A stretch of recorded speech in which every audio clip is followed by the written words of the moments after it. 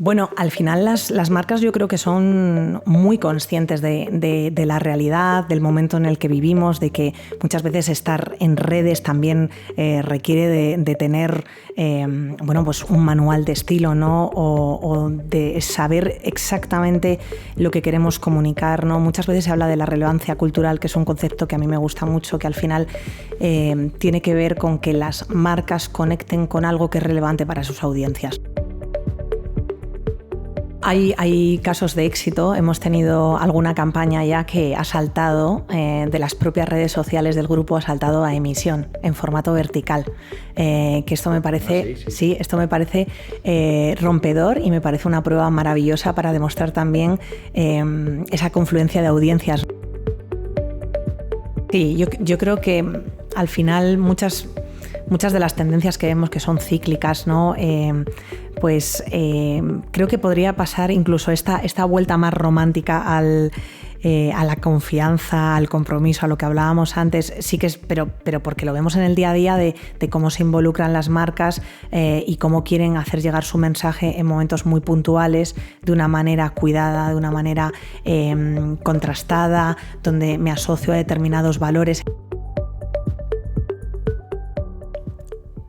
Si hace 30 años le hubieran planteado a una periodista de informativos de televisión que dejara su trabajo para irse a trabajar a una red social, posiblemente esta persona se creería que en realidad le estaban ofreciendo un papel para una serie de ciencia ficción.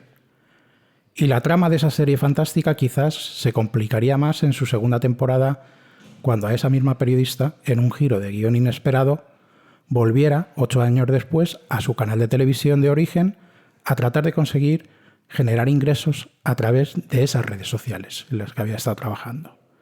Pues bien, como os podéis imaginar, este ejercicio de profunda imaginación en realidad es un relato 100% real. Incluso a lo mejor podríamos catalogarlo dentro de ese género llamado biopic. La invitada que hoy tenemos con nosotros ha experimentado todo esto en los últimos 10 años de su carrera profesional. Y es que la relación entre los medios y las plataformas tecnológicas se ha convertido en un elemento importante cuando hablamos de los procesos de distribución de contenidos, adquiriendo también importancia en la actualidad en lo referido a los modelos de negocio del medio. Hoy tenemos como invitada, para hablar de todo eso, a Beatriz Arias. Beatriz es una periodista leonesa con más de 16 años de experiencia en el sector de los medios y la industria digital y de Internet. Inició su carrera como periodista en medios como Cadena SER, Localia Televisión y la CNBC, pasando luego por el sector de las consultoras como Atrevia, para completar su primera etapa de 8 años en A3 Media dentro de Antena 3 Noticias. En el 2015 decidió dejar el mundo de los medios para embarcarse en un proyecto profesional muy interesante en una de las plataformas tecnológicas más relevantes en ese momento, Twitter. Allí completó una experiencia de 8 años más vinculada a los medios desde la otra parte, más que desde los medios, desde las tecnológicas. Desde el año pasado ha vuelto a la que era ya su casa, A3 Media, para ocupar un rol que nos va a interesar mucho que nos cuente hoy su cometido, que es el de directora de desarrollo de negocio de Social Media. Bienvenida, Beatriz. Gracias por la invitación y encantada de estar aquí, David. Perfecto. Hoy tengo también conmigo aquí a Antonio, que se ha sumado, Antonio Gallo, CEO de aquí de nuestra empresa de Bisoci, es decir, mi jefe. Ni más ni menos. Experto en revertar todos los guiones que hay establecidos, pero bueno, eso ya veremos por dónde tiramos. Ya lo tenemos asumido.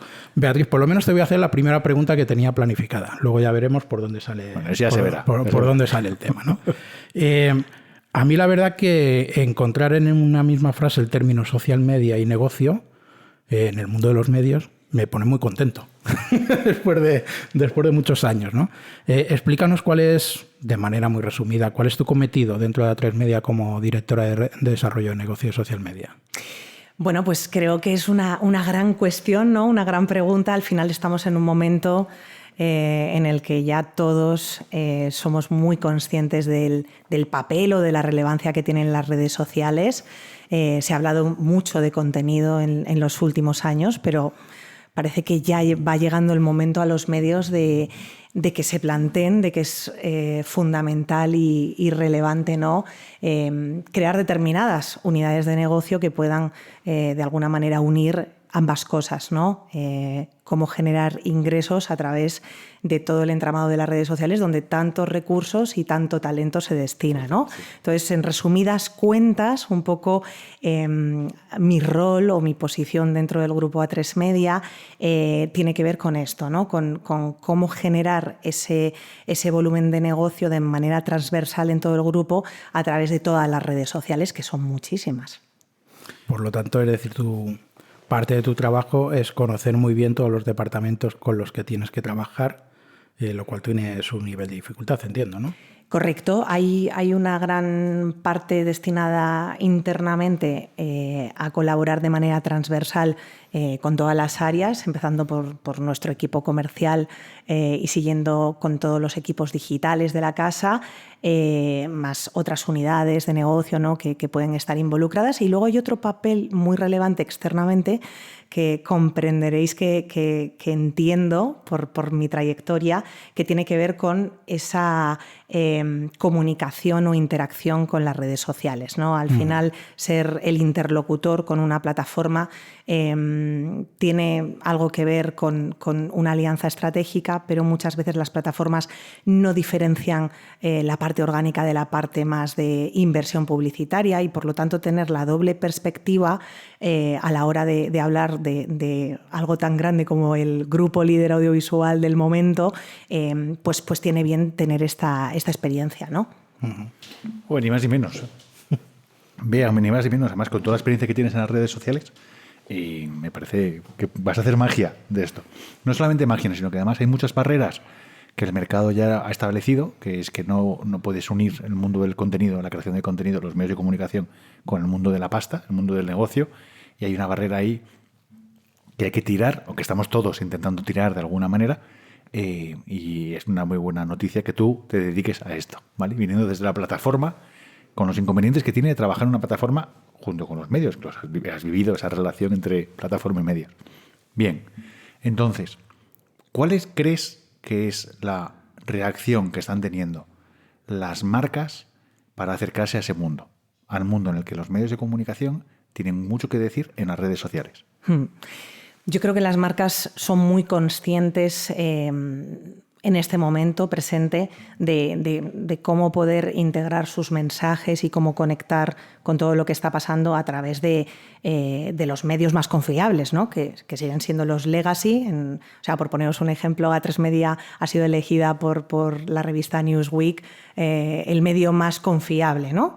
Entonces, al final, esto tiene una traducción simultánea en los mensajes y en los contenidos que producimos en todas nuestras redes sociales, bajo marcas potentes, como puede ser una Antena 3 o una Antena 3 Noticias, una A3 Media Radio, un Onda Cero, un La Sexta, donde al final las marcas encuentran esa oportunidad de integrar sus mensajes de la mano de grandes prescriptores, pero que tienen ese compromiso con la confianza, con la fiabilidad, ¿no? Y por lo tanto este es un tema que probablemente se diferencia muchísimo de cuando apuestan por hacer una acción publicitaria con un influencer o con un creador, ¿no? Hablamos de perfiles de social media totalmente diferentes y que por lo tanto a las marcas o a los clientes finales les van a aportar diferente valor también. En ese escenario que ahora mismo estabais hablando sobre esa relación entre medios, marcas, plataformas, etcétera, vosotros como A3 Media, que os dedicáis fundamentalmente a la televisión y a la radio, entiendo que la parte digital estáis en un proceso continuo de adaptación en cuanto a lo que es la relación entre el tipo de producto que podéis hacer, por ejemplo, en televisión y el cómo eso lo podéis trasladar a la realidad digital con las diferentes audiencias que actualmente funcionan en la parte digital.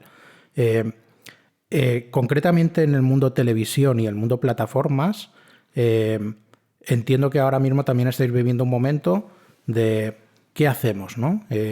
¿Cómo actuamos ante plataformas, por ejemplo, como TikTok, que ya no son redes sociales al uso, son plataformas de entretenimiento? Explícanos un poco no sé si a nivel de estrategia, pero sí a nivel de acciones que estáis llevando, ¿por dónde vais tirando ahora mismo la relación con la televisión y ese tipo de plataformas? Es muy interesante el analizar, ¿no?, esta relación que, como tú dices, está en continua evolución, en continuo cambio. Al final hablamos de narrativas muy diferentes, pero que tienen una relación muy, muy simbiótica, ¿no? Por ejemplo, si analizamos concretamente el caso de TikTok, por ponerte un ejemplo, la cuenta de TikTok de La Voz tiene, lo miré ayer justamente, 1,4 millones de seguidores. Y evidentemente hay una estrategia editorial detrás de la cuenta que va muy en consonancia con el producto de emisión de televisión, pero, por ejemplo, sabemos que los jóvenes utilizan TikTok de una manera muy diferente a otras redes sociales, ¿no? El motor de búsqueda, por ejemplo, cómo se utiliza el buscador en TikTok, ¿no?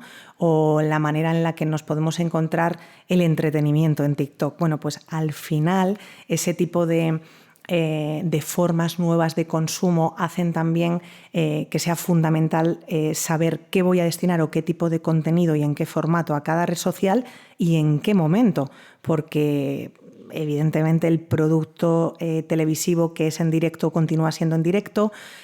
Podemos alcanzar la conversación social en Twitter, que ya sabéis que sigue siendo la segunda pantalla, pero evidentemente el motor de búsqueda de TikTok o la imagen en Instagram van a reforzar la narrativa, ¿no? Entonces, al final, aunque puede parecer un plan improvisado, no lo es, ¿no? Y es importante evaluar el contenido y luego, evidentemente, si tenemos la posibilidad de integrar una acción publicitaria, ¿no?, o el mensaje de una marca, también planificarlo y ver cómo va a ser la manera más efectiva, ¿no?, para que a la audiencia le siga resultando un contenido de valor y relevante, ¿no? Uh-huh.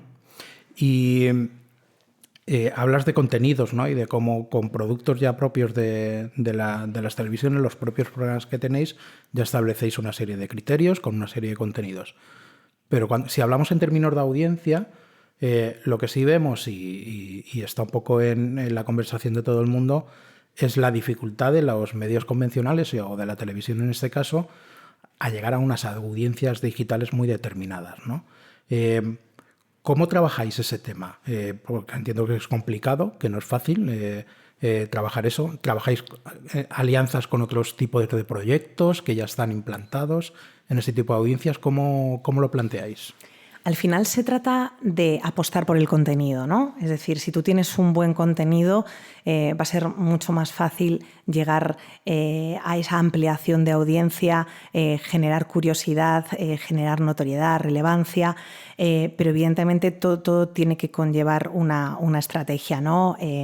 Te puedo contar que ahora estamos a punto de hacer un cambio importante en la parrilla de programación, que va a ser nuestra serie de la tarde, y si os metéis a investigar un poco en redes, ni más ni menos, que parece una cosa así como muy ligera, ¿no? Se lo diré a mi madre. Sí, sí. Y ya hay una conversación en torno a sueños de libertad, donde ya se están generando hitos, eventos. Evidentemente hay muchísimos equipos detrás de esta estrategia, pero veréis que se ha ido de repente desvelando el tráiler, de repente desvelando el artista, que es Marwan, que ha compuesto la canción, y esto todavía no ha sucedido, todavía no ha llegado a nuestras pantallas, pero sin duda va a ser un estreno y un hito súper relevante para todo el grupo, donde no tengáis ninguna duda que todas las redes sociales van a estar ahí, ¿no? Apoyando la estrategia común. Entonces, bueno, al final se trata de ver cada hito. La apuesta de A3 Media por la ficción es clara,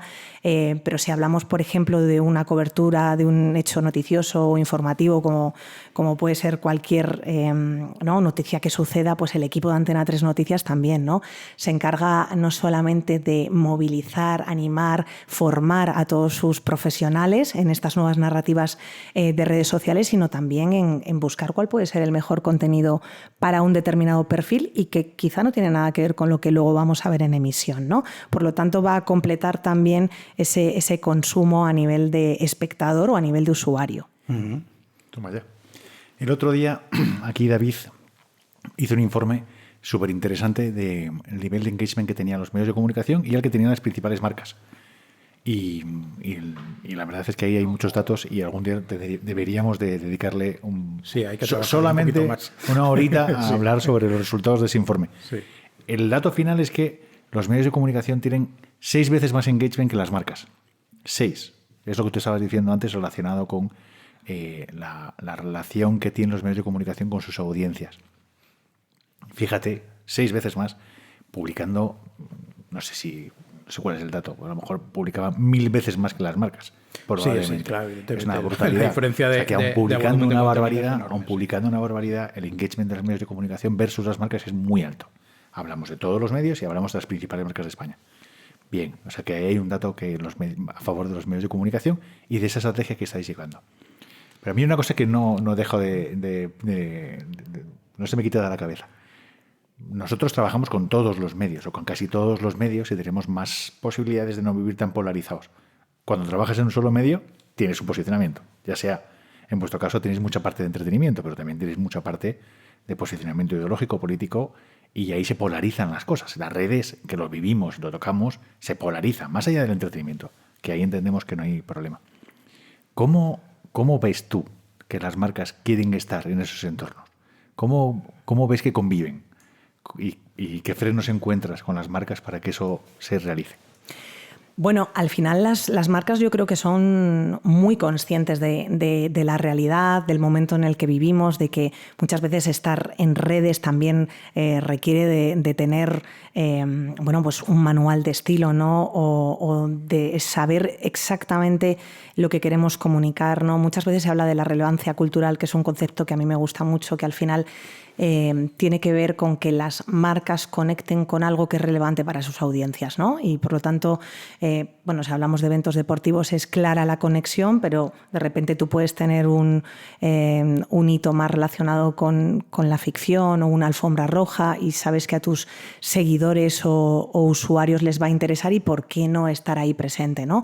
Entonces, al final, yo creo que formar parte de este algo, aunque sea abriendo un debate o escuchando, ¿no? Y teniendo ese feedback de los usuarios, siempre es muy constructivo, ¿no? Evidentemente, no todas las marcas tienen esa agilidad, ¿no? Esto los que hemos trabajado con los equipos creativos, con las agencias de medios, lo sabemos, pero al final yo creo que son muy conscientes de que se gana muchísimo más estando ahí y analizando y tomando decisiones de dónde quiero estar, de qué manera y cuándo, que dejando pasar la oportunidad, ¿no? Aunque eso también requiera de un análisis interno estratégico para ellos mismos y para su mensaje, ¿no? Sí, ojalá fuesen flexibles, rápidos y pudiesen montar. Porque aquí se abre otra pregunta, que es el tiempo real, ¿no? Vosotros vivís del tiempo real. Es verdad que hay muchas cosas grabadas, enlatadas, etcétera, pero vivimos de una parrilla, o vivís en una parrilla, más allá de 3Player y todo este rollo. Pero la realidad es que vivís de eventos que son efímeros, que se agotan, ¿no? Y las marcas tienes que integrarlos en un tiempo real sobre cosas que también están producidas, ¿no? Y luego trabajáis sobre pantallas. La tele tiene una pantalla, la radio tiene una pantalla. ¿Habéis conseguido integrar las marcas, las redes en pantalla? Ya sea en la radio o ya sea en la televisión. ¿Lo habéis conseguido integrar? Hay casos de éxito. Hemos tenido alguna campaña ya que ha saltado de las propias redes sociales del grupo, ha saltado a emisión en formato vertical. Que esto me parece, esto me parece rompedor y me parece una prueba maravillosa para demostrar también esa confluencia de audiencias, ¿no? Y más allá de que todos los equipos digitales tienen totalmente integrado en su rutina, en su día a día, sus propios sets para producir este tipo de contenido, yo creo que la tele cada vez es más consciente, los equipos, todos los profesionales son más conscientes de que, oye, igual me voy a ir a hacer un reportaje, pero me quiero asegurar de tomar algo también en vertical y al final todos los dispositivos que forman parte ya de nuestra rutina periodística día a día están más que concienciados con ello, ¿no? Entonces creo que la parte interesante y divertida en la que nos encontramos es este mix donde tú en tu mentalidad de creador y de comunicador sabes que te tienes que llevar un poco ambos formatos por si acaso, porque no sabes dónde puede tener más repercusión, ¿no? O sea, y esto lo vemos en el caso de la radio muchas veces, o gente que de repente enciende la radio porque se ha encontrado un reel en Instagram de una entrevista, de un programa muy concreto que igual desconocía, ¿no? Esa relación simbiótica, tanto en radio como en tele, creo que sigue sucediendo y que tiene que ver con esa magia de las audiencias, ¿no? En este tema... Yo voy a estirar un poco más esta pregunta después. Vale, no, estira, que yo es que tengo... O sea, la pregunta... sabe un poco mis pedradas, pero luego ya tiraré con Pero ella. fíjate, yo quiero seguir tirando. Nosotros desarrollamos una tecnología de integración en pantalla, de llevar las redes sociales a la pantalla, ¿vale? Y de vuelta, y de sacar el contenido de la tele o de la radio a las redes sociales. O sea, que existiese ese camino, siempre habíamos soñado, o siempre soñamos, y creo que es una cosa que viviremos todos, integrar esas dos pantallas. No que vivan en paralelo, en un mismo momento. No. Sino que cuando tú estás viendo la pantalla de televisión, suceden cosas en el móvil y a inversa. Yo puedo lanzar contenido en la tele y a la vuelta. Y se han vivido cosas así. Nosotros las hemos vivido muchas, pero en general hemos visto como el mercado, la tele, pues tampoco le daba mucha importancia. Pero creo que es brutal y es bestial para las marcas. O sea, integrar realmente una estrategia de comunicación, de medios o de notoriedad o una acción creativa que sucede en la tele mientras sucede en las redes, eso muy pocas marcas lo han hecho a nivel mundial. Se han hecho algunas cositas, nosotros hemos vivido alguna experiencia, pero es una cosa que no sucede. No sucede. Y fíjate que ahí sí que hablaríamos de cifras. Luego podemos hablar de dinero, que en general no gusta hablar de dinero a nadie. Pero ahí sí que integraríamos campañas a lo bestia, ¿no? Que sucedan esas cosas. Desde luego, porque al final lo que está claro es que la televisión sigue siendo el medio más influyente, ¿no? Y de repente que tú hagas una llamada a la acción generando interés en alguien que te está viendo, pidiéndole que participe de alguna manera o que interactúe con cualquier contenido, y si ese contenido es relevante, ahí las marcas tienen la oportunidad de oro, ¿no? para poder llegar a una audiencia muy específica en tiempo real, ¿no? Como decíais antes. Entonces, bueno, yo creo que en los próximos tiempos veremos cada vez más y más casos de éxito relacionados con esta fórmula que comentas, Antonio, pero evidentemente tenemos que ir también siguiendo un poco la propia evolución de los formatos de los contenidos y de lo que las plataformas también consideran más relevante en ese momento, ¿no? Ya sabéis que aquí de repente nace el directo y el directo es lo más importante, o lanzan una encuesta que te permite una interacción diferente, ¿no? O los carruseles, ¿no? Entonces, al final esto también es muy cíclico, pero estoy segura de que ese momento llegará también. O sea, todo esto es como muy transversal, ¿no? Porque al final, de lo que estabais hablando ahora mismo, era un poco que desde el mundo de los formatos, ¿no? Y desde las diferentes maneras de transmitir esos formatos, y que incluso se vayan mezclando, eso puede generar negocio, es decir, puede generar nuevas vías publicitarias, nuevas ventanas donde el negocio publicitario se puede ir expandiendo. Eso quizás ya se está dando en una primera fase, es decir, en esa primera fase en la que ya se empieza a asumir en determinados casos que un formato establecido de emisión o de creación no se queda solo en ese formato. Voy a intentar explicarme.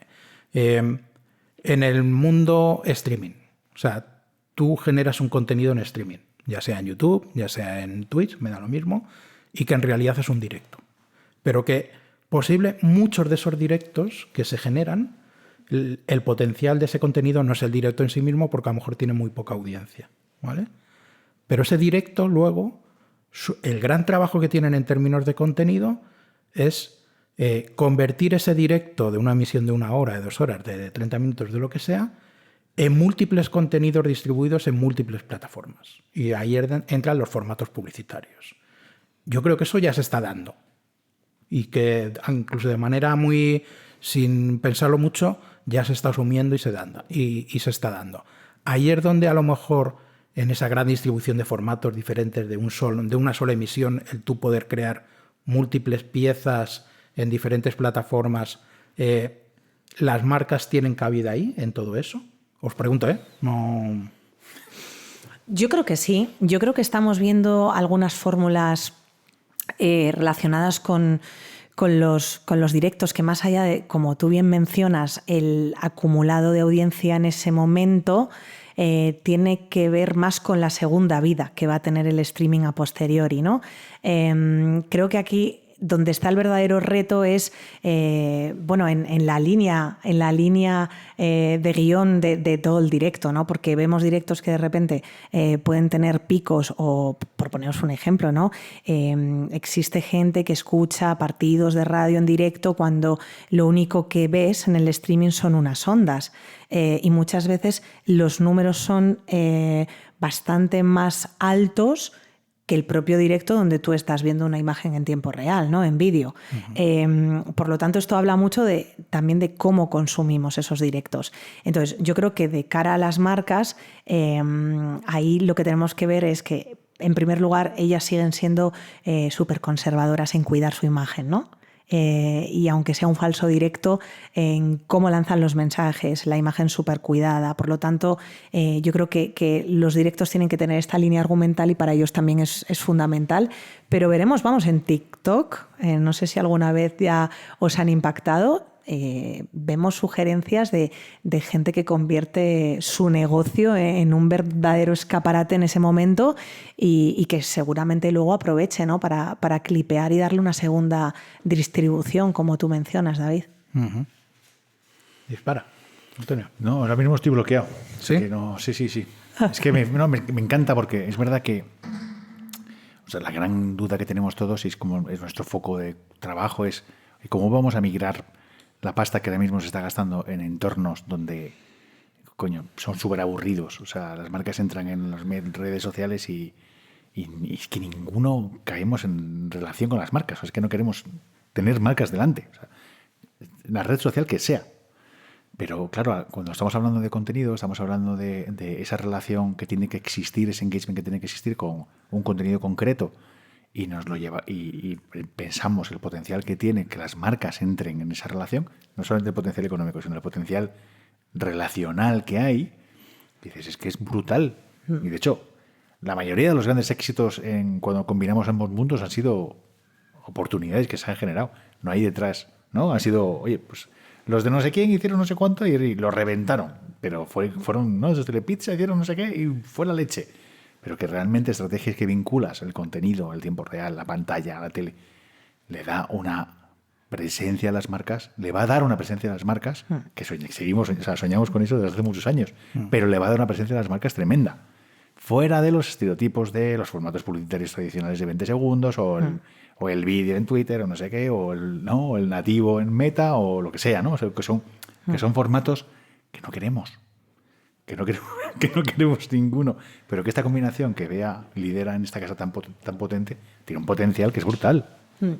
Aquí, si me lo permitís, me encantaría hablaros del caso de éxito de Actuality, que creo que es la referencia de justo lo que estás mencionando, Antonio. Ya sabéis que A3 Media tiene una parte de participación en esta empresa. Ellas se autodefinen, no son periodistas, son comunicadoras, se autodefinen como que traducen los periódicos. Han logrado reunir a una comunidad de 4,6 millones de seguidores en TikTok, 355.000 en Instagram, y es muy relevante cómo integran las marcas en sus propios vídeos. Y de hecho hay una frase que nos encanta cuando vemos cualquier integración de marcas y tú te vas a los comentarios de sus campañas en TikTok, ¿no? Que es la frase de repente alguien dice, me he comido el anuncio. Pero porque tienen una narrativa tan entretenida, está también integrado el mensaje, tienen plena libertad creativa, y de hecho me consta que es lo que les trasladan a todos los clientes. Nosotras somos Actuality y necesitamos tener esta libertad creativa, y déjanos a nosotras saber y ver cómo vamos a colocar tu mensaje y de qué manera lo vamos a hacer. Y efectivamente te vas a los comentarios y la gente dice, me encanta, pero me he comido el anuncio. Y creo que los tiros pueden ir un poco por ahí, ¿no? Y tenemos mucho que aprender también de esta generación Z que viene pisando tan fuerte, que entienden los mercados y que sobre todo entienden los códigos de su generación, ¿no? La narrativa, por un lado, una narrativa relevante, distinta, interesante, y por el otro lado, el código de su generación y cómo llegar a ellos, ¿no? Ahora que nos has hablado de Actuality, yo tengo una curiosidad, ya que te tenemos aquí. No sé si a mí me la podrás solventar. A mí me generó mucha curiosidad cuando vimos la noticia de que A3 Media había llegado a un acuerdo, había entrado un poco en la participación de Actuality y que entraba también en la parte comercial. Conociendo un poco el mundo de los medios por dentro, yo no sé si eso ya lo viviste tú ya una vez ya te habías incorporado o ya te lo encontraste, pero entiendo que no debió ser un proceso sencillo. Es decir, que en el mundo de los medios convencionales todavía cuesta, ¿no? el llegar a la conclusión de que pues un producto de ese tipo, por lo que sea, está triunfando, no tiene nada que ver con las narrativas normales de un medio, y sin embargo un medio convencional coge y dice, vamos a integrarnos en todo esto. Hasta donde tú sabes, ¿hubo dificultades ahí o hubo barreras?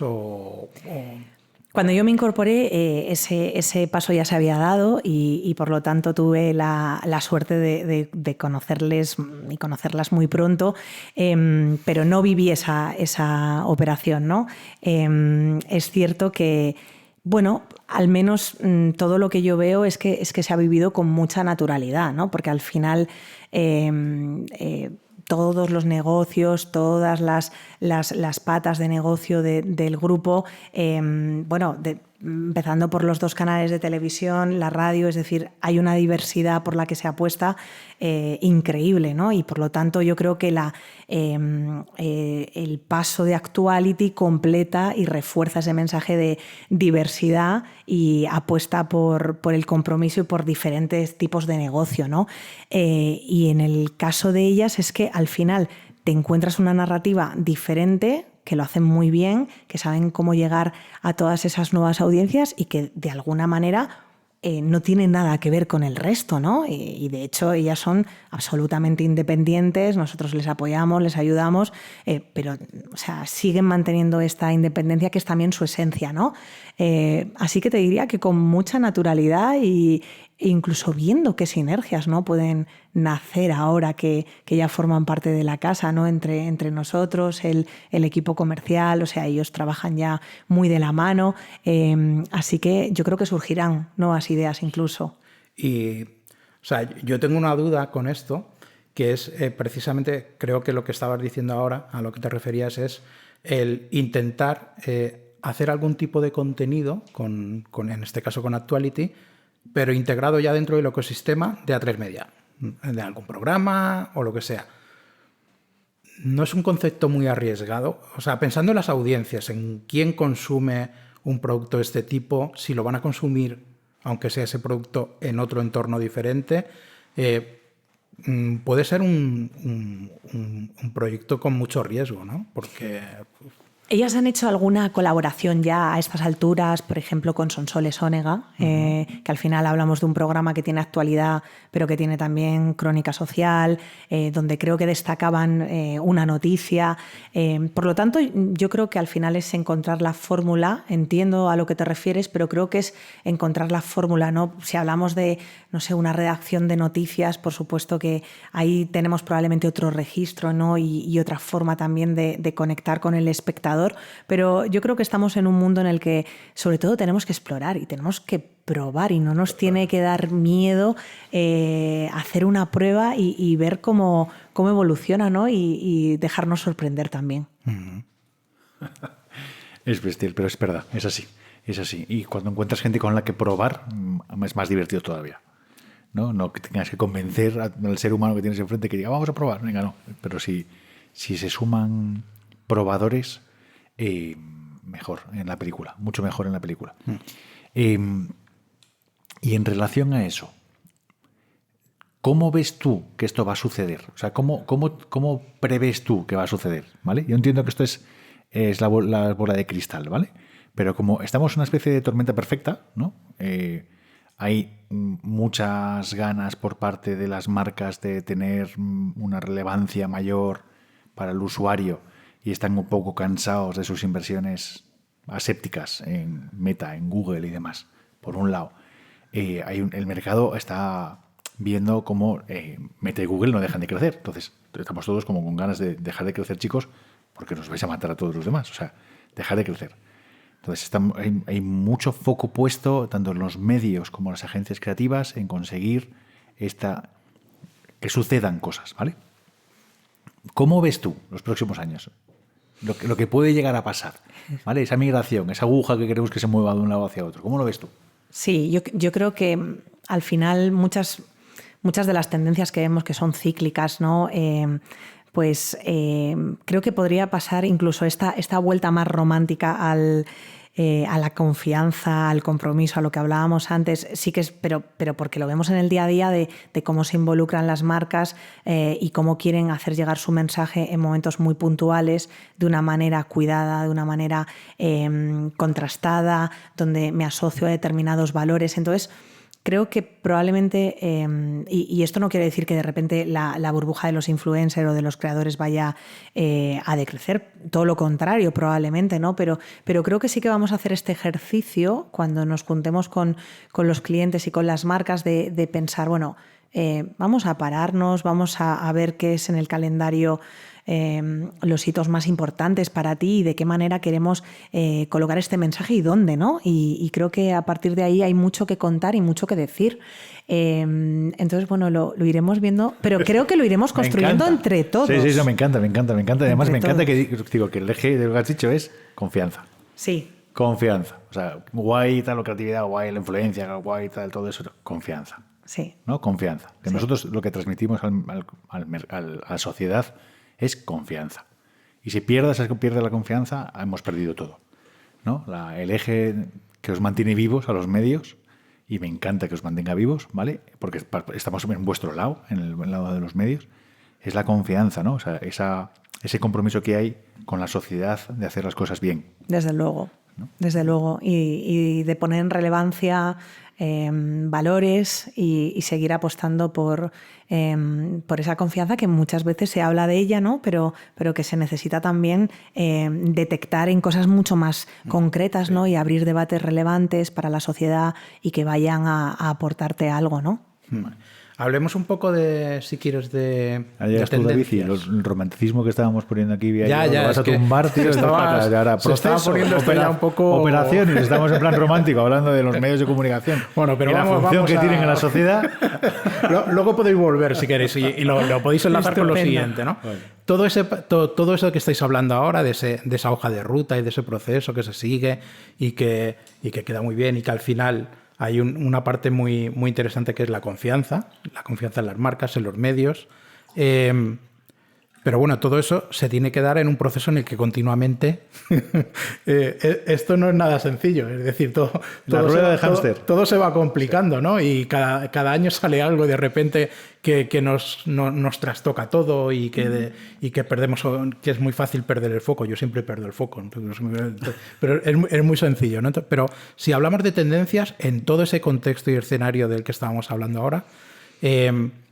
¿Qué factores de innovación tú crees que dentro del mundo de los medios y los ecosistemas digitales a día de hoy, en este año y los siguientes años, van a ser importantes y pueden decir muchas cosas en todo esto que estamos hablando? ¿Qué factores, qué tendencias, qué tecnología o qué elementos son los que tú ves que pueden empezar a cambiar todo? Yo creo que al final todos somos conscientes de que se sigue hablando muchísimo de vídeo, ¿no? Y de cómo son esas unidades de creación de contenido audiovisual dentro de cada redacción o dentro de un determinado género. Ahora se habla mucho, por ejemplo, de qué papel va a tener. Bueno, se habla como de la burbuja del podcast, ¿no? Pero luego de repente te encuentras microconversaciones que hablan del papel que van a tener los podcasts ahora en la generación Z. ¿no? Que quizá para nosotros es algo de, bueno, los podcasts llegaron a España o el crecimiento en España fue un poco posterior a países como Francia y Alemania, pero de repente lo dimos todo, ¿no? Y de repente todos nos pusimos a escuchar podcasts. Y ahora parece ser que una de las tendencias va a ser que también, más allá de todo lo que ven, la generación Z va a empezar a escuchar también, ¿no? Y ya estamos viendo bueno, pues casos de éxito que todos conocemos, ¿no? Y formatos que están teniendo muchísimo éxito en esa generación. Yo creo que luego es obligado mencionar cómo vamos a aplicar la inteligencia artificial en las redacciones. Evidentemente hay muchísimas rutinas automatizadas que van a permitir a los profesionales dedicarse, ¿no? a la parte más creativa, que no te puede sustituir, ¿no? Cualquier herramienta tecnológica, pero ahí el debate, ¿no? También es amplio porque evidentemente, bueno, pues también hay que ver el resto de condicionantes, ¿no? Pero si me preguntas te diría eso, ¿no? Un poco, vamos a ver cómo evoluciona el tema de los podcasts en las generaciones más jóvenes. Creo que el vídeo va a tener todavía... Porque cada vez que decimos, no, es que llevamos hablando de vídeo una década, sí, pero es que cada vez de repente nace... El vídeo vertical es ayer. Claro. El formato cambia. Sí, o de repente dices, no, es que el tema del subtitulado, los efectos, no, es que hay un mundo ahí todavía, entonces veremos con qué nos sorprende el vídeo, ¿no? Lo llamaremos vídeo 4.0 probablemente, pero vamos a ver las sorpresas que nos trae y toda la innovación tecnológica alrededor de él. Bueno, quizás un buen ejemplo porque es verdad cuando decimos el vídeo, pues el vídeo lleva toda la vida sí. en digital, ¿no? Pero bueno, sí, claro, pero es que si a alguien que hace TikTok le dices que tiene que hacer un vídeo como lo hacía en YouTube, pues se te queda un poco como diciendo, ¿qué me estás contando? Yo eso no es mi producto, no es mi formato, ¿no? Me quedo con lo que estabais hablando ahora, en el tema de marcas de confianza, etcétera. Voy a hacer un poquito de Pepito Grillo.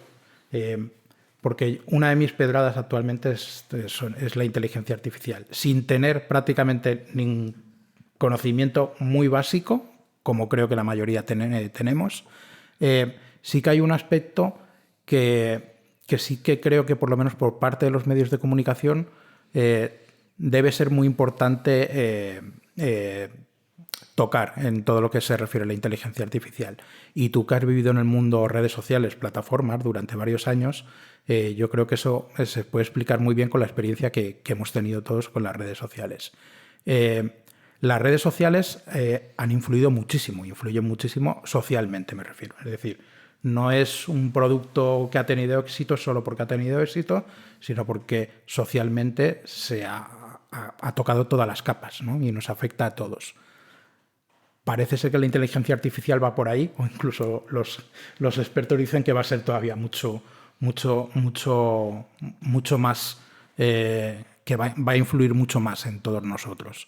¿Crees que los medios tienen que hacer un esfuerzo muy grande de pararse a pensar y ver qué connotaciones tiene todo lo que es el uso de la inteligencia artificial, sobre todo cuando hablamos en el término de confianza? Es decir, si yo soy un medio que en parte con mi marca vivo de la confianza, ¿cómo voy a hacer uso de esa inteligencia artificial? ¿Crees que hay que hacer un ejercicio, aunque lleve mucho tiempo, de realmente antes de tirarse a la piscina y empezar a hacer proyectos sin ver un poco las repercusiones, el ver realmente qué repercusiones sociales, éticas puede tener todo eso? No hablo tanto de la parte laboral, que eso ya evidentemente es un tema que ya... Pero ¿crees que es importante que por parte de los medios tengáis que dedicarle mucho tiempo a eso? Creo que están existiendo ese tipo de conversaciones probablemente ya y ese diálogo interno, ¿no? donde cada uno se tenga que preguntar, bueno, pues cuáles son nuestros valores, hasta qué punto vamos a permitir aplicarlo, basarnos en la tecnología para determinadas rutinas y hasta qué punto queremos que sigan siendo nuestros responsables y nuestros profesionales quienes estén al timón, ¿no? Sí, pero casi si echas un vistazo a la historia, casi todas las conversaciones de todas las irrupciones tecnológicas han ido de forma paralela y muy natural construyéndose, ¿no? Entonces, En ese sentido, como lo único que permanece es el cambio, ¿no? Pues yo creo que todos estarán preparados llegado el momento, y creo que esas conversaciones tiene sentido que se tengan, ¿no? Y que se haga un listado, ¿no? de hasta dónde, que puede ser relevante, interesante, pero con naturalidad. O sea, descarado, tío, hay que meterse a saco. O sea, digo, no sé cuánto, ni cómo, ni si conseguiremos que todas las organizaciones lo hagan. Pero vamos, hay una noticia ahora que es pública, que es una persona que hace una transacción porque su jefe se lo manda vía Zoom, una transacción económica de bancaria, porque su jefe se lo manda por Zoom. Y todo era mentira. Todo era mentira. O sea, su jefe no estaba en Zoom. Claro. Todo era un fake, todo era mentira. Sí, y el pavo hace una transferencia de millones porque su jefe se lo está diciendo.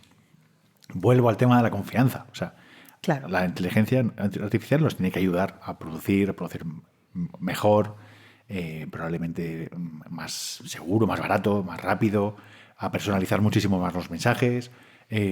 Seguro que lo va a cambiar. Va a haber un cambio sustancial en el universo de la creación de contenidos. Va a haber un cambio sustancial en todo. Y nosotros tenemos que acostumbrarnos de la misma manera que nos hemos acostumbrado a vivir con Facebook, Twitter, Instagram, TikTok, etcétera, etcétera, y con compañeros mártires. Con todos ellos tenemos que también vivir con que la creatividad va a ser otra. Nos va a hacer falta, por un lado, creativos que sepan transformar esto en algo relevante, interesante para el mercado, y luego seguir trabajando en la confianza. O sea, a mí, en cierta medida, me da lo mismo que la noticia me la dé un ser humano o no, pero quien me vaya a transmitir esto me tiene que transmitir algo que me transmita confianza. Si no, se quebrará esa confianza y no creeré ni en A3 Media, ni en Mediaset, ni en Prisa, no creeré en nadie. O sea, necesitamos la verdad, ¿no? Por encima de cualquier cosa, ¿no? Muy lógico. Bueno, vamos a ir ya acabando, ¿vale? Y no me gustaría, antes de acabar un poco, ya que tenemos aquí a Beatriz y hemos hablado de muchas cosas de medios, bueno, ha sido una persona que ha pasado el mundo medio, ha estado 8 años en plataformas tecnológicas, vuelve al mundo de los medios. Ya ha sobrevivido. Y ha sobrevivido, está aquí vivita y coleando directamente. Cuéntanos tu experiencia en Twitter, hasta donde quieras contar, a ti como periodista, ¿qué te ha supuesto trabajar durante tantos años en una red social como Twitter? Echarle un poquito más de whisky. Para que confiese.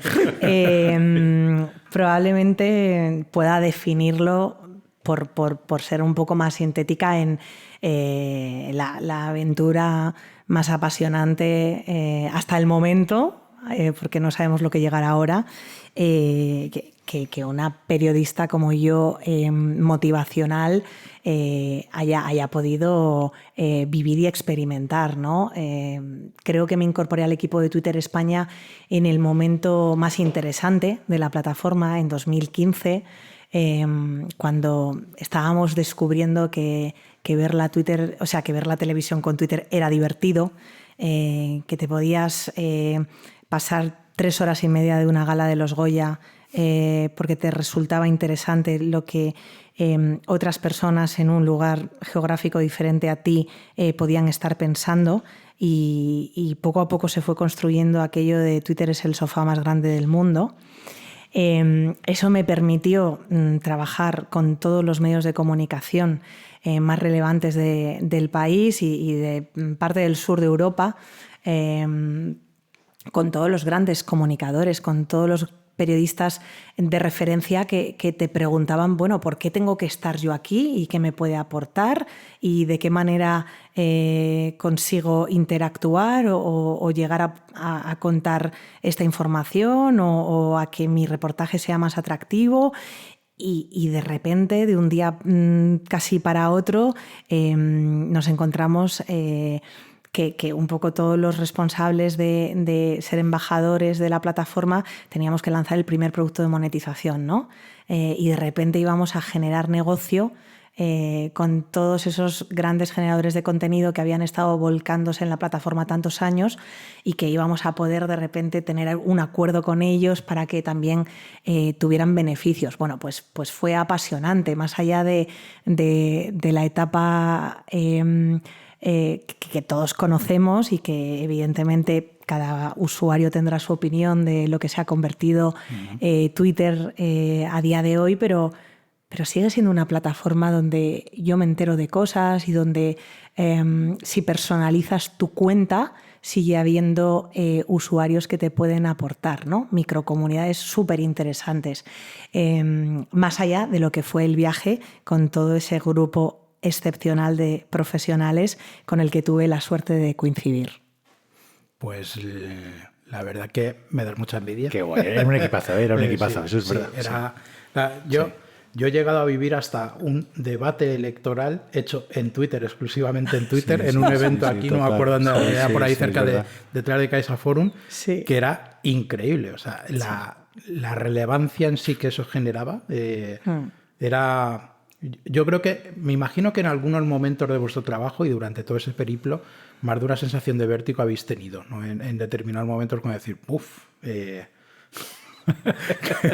había vértigo, pero la ilusión duplicaba el vértigo siempre. Y al final tenías tan claro con quién ibas a asomarte al abismo que decías, vamos todos juntos porque va a salir fenomenal esto. Y así fue. O sea, creo que el equipo hizo grandes cosas y todos vimos hitos, bueno, o sea, pero televisivos, eurovisivos, pasando por todas las temáticas que te puedas imaginar. Total. Genial. Nada, pues ya vamos a acabar, Beatriz. La verdad que ha sido un gusto. Antes de que nos vayamos, sabes que no te puedes librar, nos tienes que decir una canción por la que tú te sientas identificada, por lo que te dé la gana, para que la metamos en nuestra playlist de Spotify de todos los entrevistados y que nos digas cuál es y luego la metemos. Pues nada, en esta charla tan interesante, muchas gracias por la invitación. Creo que me quedo con Yo la tengo, que es Autumn Sweater. Vaya, vamos al mundo indie ya. Desde luego la lista de canciones está siendo variadísima, la verdad. Pero oye, Bea, millones de gracias. Gracias a vosotros. Pues nada, muchas gracias por haber venido y nada, aquí tienes tu casa. Hasta siempre. Venga, gracias. Adiós.